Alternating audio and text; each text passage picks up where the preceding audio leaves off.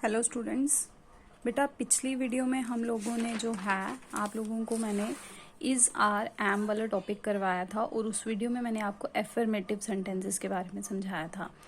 तो I hope आपने वो वीडियो वॉच करी होगी और आपको वो कंसेप्ट क्लियर हो गया होगा। तो इस वीडियो में मैं आपको जैसे में कि मैंने आप लोगों को बताया ही था कि उसके आगे 2 पार्ट्स हो रहे हैं, नेगेटिव एंड इंटेरोगेटिव। तो मैं इस वीडियो में आप लोगों को नेगेटिव सेंटेंस के बारे में बताऊंगी, ठीक है। तो नेगेटिव सेंटेंस क्या होता है? नेगेटिव का मतलब होता है नहीं, ठीक है, या फिर नॉट। नहीं के लिए हम क्या यूज करते हैं, या तो मतलब कि जहाँ पे किसी चीज के लिए हम मनाही कर रहे होते हैं तो हिंदी में हम नहीं बोलते हैं और इंग्लिश में हम बोलते हैं नॉट, ठीक है। तो नेगेटिव सेंटेंस में जो है वो हम क्या यूज करेंगे? अगर हिंदी में होगा ट्रांसलेट करने के लिए तो हम नहीं यूज करेंगे और अगर इंग्लिश में होगा तो हम नॉट यूज करेंगे, ठीक है।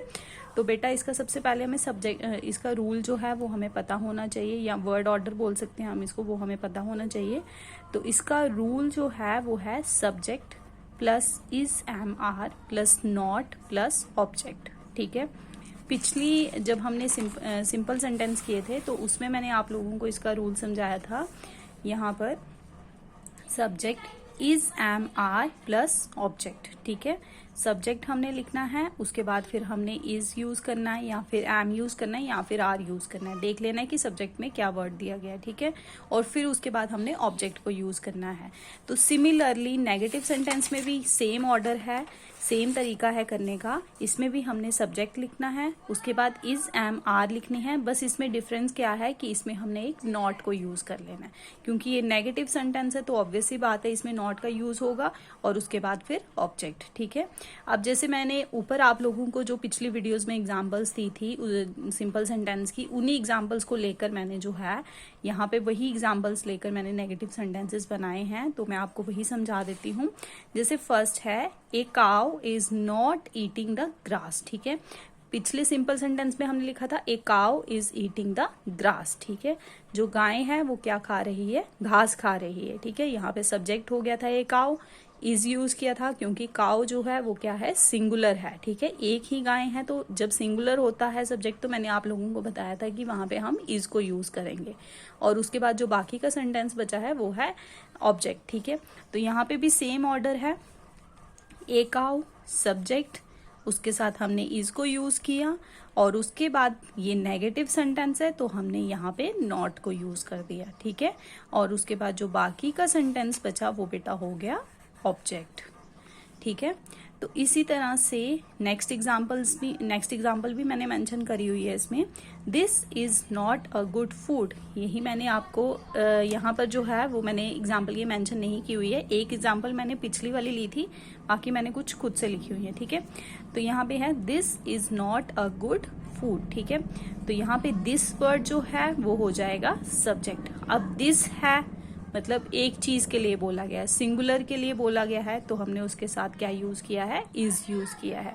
उसके बाद फिर हमने नेगेटिव सेंटेंस था तो हमने नॉट को यूज किया है और उसी तरह उसके बाद जो बाकी का सेंटेंस बचता है वो हो जाता है ऑब्जेक्ट, ठीक है स्टूडेंट्स। उसके बाद नेक्स्ट है boys are not playing football, ठीक है। अब यहाँ पे बॉयज दिया गया है, लड़के। अब बहुत सारे हैं बॉयज, मतलब वो प्लूरल में है, एक से ज्यादा है, तो इसीलिए यहाँ पे हमने क्या यूज किया है? आर यूज किया है, ठीक है। उसके बाद ये हो गया सब्जेक्ट, उसके बाद ये आर, फिर उसके बाद नॉट और फिर ये प्लेइंग फुटबॉल जो है ये हो जाएगा ऑब्जेक्ट, ठीक है स्टूडेंट्स। उसके बाद नेक्स्ट है I am not going to Delhi. अब जैसे कि मैंने आप लोगों को समझाया था कि आई के साथ हम हमेशा क्या लगाते हैं? एम लगाते हैं। ऑल्दो आई जो होता है वो सिंगुलर होता है, लेकिन फिर भी उसके साथ हम क्या यूज करते हैं? एम यूज करते हैं। उसके साथ हम इज या आर को यूज नहीं करते हैं। तो I am not going to Delhi, ये हो जाएगा ऑब्जेक्ट, ये हो जाएगा सब्जेक्ट। सब्जेक्ट के साथ हमने क्या यूज किया? एम यूज किया और ये नेगेटिव सेंटेंस था तो इसलिए हमने यहाँ पे नॉट लिखा और उसके बाद गोइंग टू दिल्ली, ठीक है स्टूडेंट्स। तो ये आप लोगों के हो गए नेगेटिव सेंटेंस के अकॉर्डिंगली। मैंने आप लोगों को उसका वर्ड ऑर्डर या रूल भी समझा दिया है और रूल के अकॉर्डिंगली फिर मैंने सेंटेंसेस कुछ एग्जांपल्स मेंशन करके आप लोगों का कंसेप्ट जो है वो क्लियर किया है।